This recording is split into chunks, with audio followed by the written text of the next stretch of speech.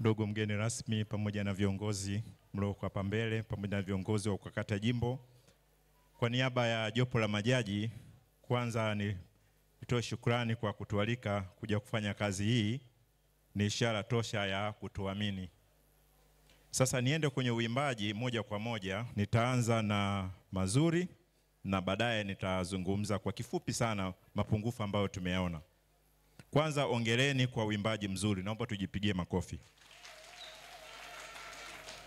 Uimbaji ulikuwa mzuri na maeneo ambayo yalifanyika vizuri zaidi yalikuwa ni upande wa sare.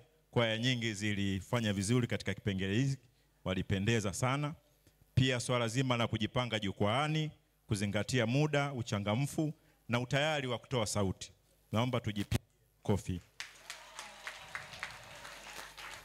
Mapungufu yaliyokuwepo yalikuwa ni katika sehemu mbalimbali. Swala la kwanza lilikuwa ni quality. Utengenezaji wa sauti ilikuwa ni changamoto kubwa kwa kwaya nyingi, hasa walipokuwa naimba pitch zile za juu, noti za juu. Swala jingine lilikuwa ni katika matamshi, nayo yaliharibika hasa kwaya zilipokuwa noti zile za juu. Pungufu jingine ambalo tuliliona lilikuwa ni ulinganifu wa sauti za ala, manake kinanda, ngoma pamoja na sauti za waimbaji. Kwaya nyingi sauti za ala zilikuwa juu kushinda sauti za waimbaji, na hivyo kupoteza ile balance kati ya vitu hivyo viwili. Pungufu jingine ambalo tuliona kwenye nyimbo za asili kubwa lilikuwa ala zilizotumika. Baadhi ya kwaya zilitumia ala za kimagharibi zaidi na kupoteza ule uasili wa hizo nyimbo. Lakini pia baadhi ya nyimbo hazikuandikwa zilikuwa za asili ya wapi, na taarifa pia za baadhi ya nyimbo hazikukamilika, nikiwa na maana nani ameweka mziki, nani ametunga melody, hazikuandikwa kwenye baadhi ya muziki. Lakini pia kwenye swala la nyimbo za asili, harmony pia zilizotumika zilikuwa zaidi za kimagharibi na sio za kiasili. Pungufu jingine ambalo tuliona ni upande wa conductors. Wengi hawakuwa clear katika conducting pattern. Nyimbo zilikuwa 3 ya 4, lakini baadhi ya conductors waliimbisha kama 6 ya 8. Na hata kwenye kuimbisha wengi walikazania zaidi tempo na kutoonyesha zile dynamic, kupandisha na kushusha.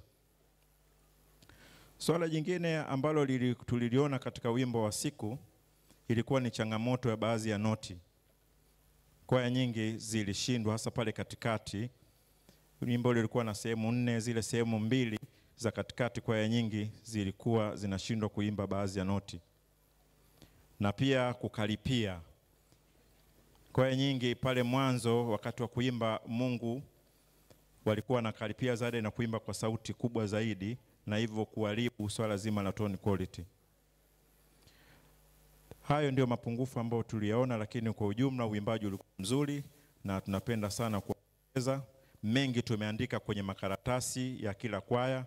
Naomba myasome na myafanyie kazi ili mwakani tuweze kuboresha zaidi uimbaji wetu. Asanteni sana.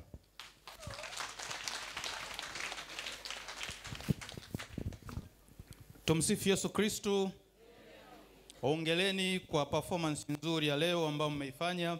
Sisi kama waamuzi tunashukuru pia kwa fursa, mgeni rasmi ambao mmetupa.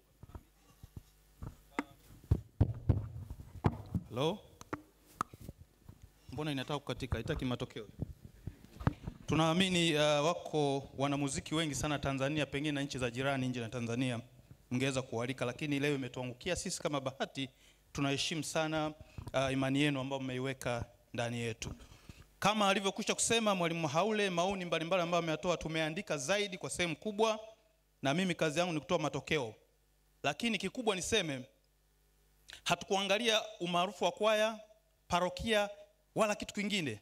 Hatukuangalia wingi, hatukuangalia ujazo wa sauti, tuliangalia ufundi zaidi. Hata kama sauti ilikuwa ndogo watu wachache, lakini ufundi uliomo ndani yake. Kwa hiyo yaliyopunguza alama tumeandika, mkayafanyie kazi na kuyatathmini, myaone namna gani amekwamisha watu kufika alama 300. Pendo mgeni rasmi, tumeshindwa kuzifikia alama 300 hata 250 tu hatukuzifikia kwa performance ya leo, ziko chini ya hapo. Alama kama zifuatavyo, naomba tusikilizane. Sikusema nani alikuwa wa mwisho wala wa kwanza, nazungumza na baadaye nitataja wale wenye overall watatu. Mtakatifu Maria di Matias,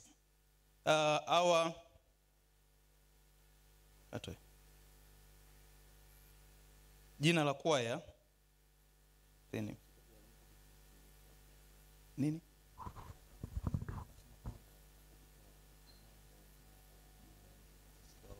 Ndio ni sawa, ngoja tu sogea, ni sawa.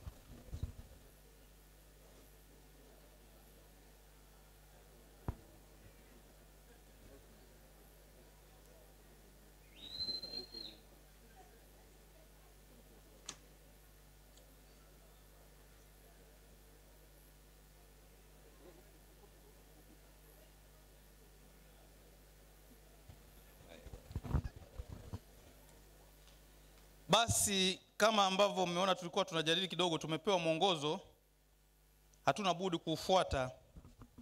Tutataja wale washindi watatu wa leo na tutaishia hapo kama ambavyo tumeelekezwa. Nafasi ya tatu ni BMM Mtakatifu Yohane wa Mungu Yombo Vituka. Katika alama 300 wamepata jumla alama 240.2 za waamuzi watatu. Nafasi ya pili inaenda kwa Mtakatifu Agustino Ukonga.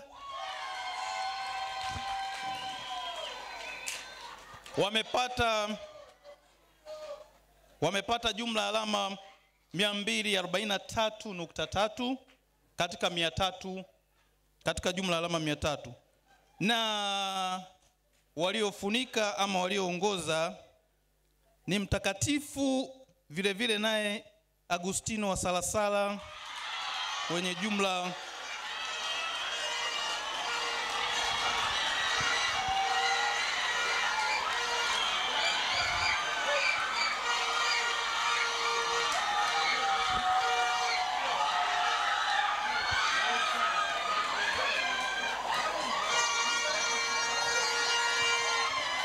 Agustino wa Salasala. Salasala Nimekosea kidogo, ngoja nirudie. Nimekosea kidogo, ngoja nirudie. Nimekosea kidogo, ngoja nirudie. Nimekosea hapo kidogo tafadhali. Nimekosea kidogo. Hao wanaoshangilia wampata jumla alama 247.5. Asanteni sana.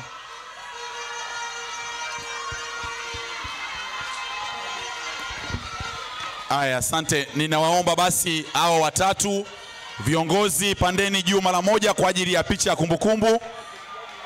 Hao watatu pandeni juu viongozi kwa ajili ya picha ya kumbukumbu. Alafu tupate baraka kutoka kwa mababa na tuwaruhusu waweze kwenda kupumzika wakati lile vibe la kuwakata likianza.